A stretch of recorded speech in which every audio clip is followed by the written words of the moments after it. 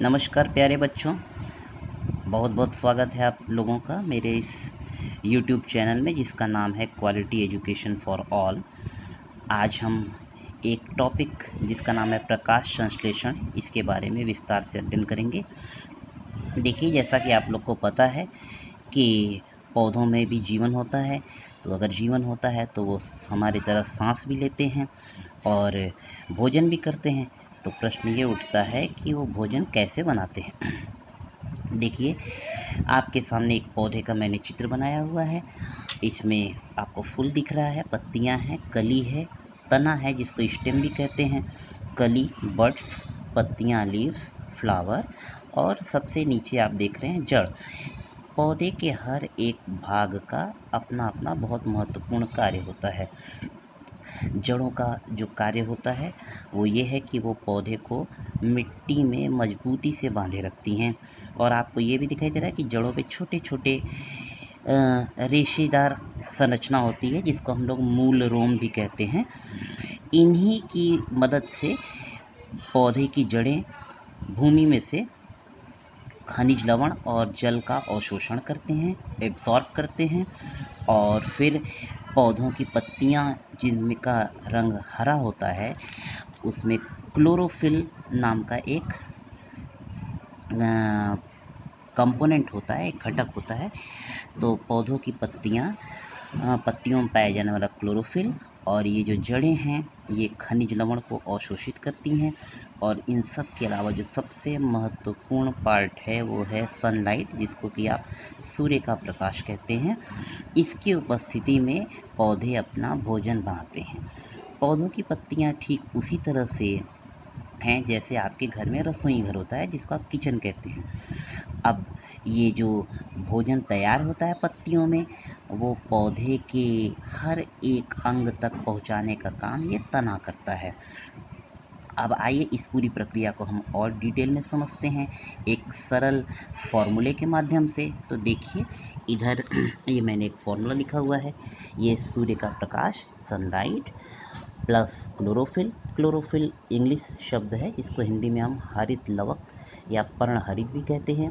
और जो सबसे महत्वपूर्ण बात है, इसको भोजन बनाने में कार्बन डाइऑक्साइड गैस की भी आवश्यकता पड़ती है। यह कार्बन डाइऑक्साइड गैस वही गैस है जो हम लोग ऑक्सीजन को हम लोग सांस लेने के दौरान अंदर लेते हैं और कार्बन डाइऑक्साइड गैस बाहर निकालते हैं। इसका फॉर्मूला होता है CO2 और साथ में खनिज लवण और जल जो कि पौधे की जड़ें अवशोषित करती हैं।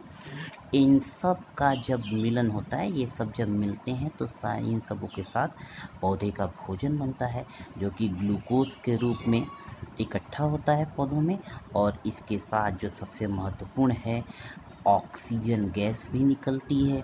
और ये वही ऑक्सीजन गैस है जिसकी मदद से हम लोग सांस लेते हैं।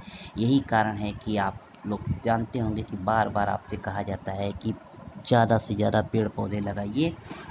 इन पेड़ पौधों के माध्यम से ही हमको ऑक्सीजन मिलती है और यह ऑक्सीजन को हम लोग प्राणवायु भी कहते हैं। इसी पूरी प्रकाश संश्लेषण की प्रक्रिया को अगर हम एक फॉर्मूले के माध्यम से देखें तो देखिए, इसका सूत्र जो बनता है वो है कार्बन डाइऑक्साइड, इसके 6 मॉलिक्यूल और H2O जिसको वाटर आप कहते हैं, जल, और साथ में क्लोरोफिल। ये सब जब मिलता है तो ग्लूकोज बनता है।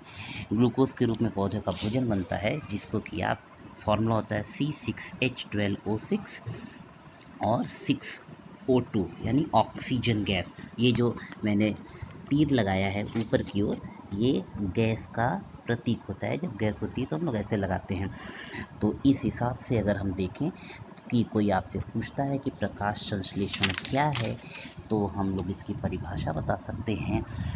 पौधे की पत्तियों द्वारा सूर्य के प्रकाश, कार्बन डाइऑक्साइड गैस, खनिज लवण और जल के माध्यम से पौधों की पत्तियों द्वारा पौधों के लिए भोजन बनाने की जो पूरी प्रक्रिया है उसी को हम लोग प्रकाश संश्लेषण कहते हैं या फोटोसिंथेसिस।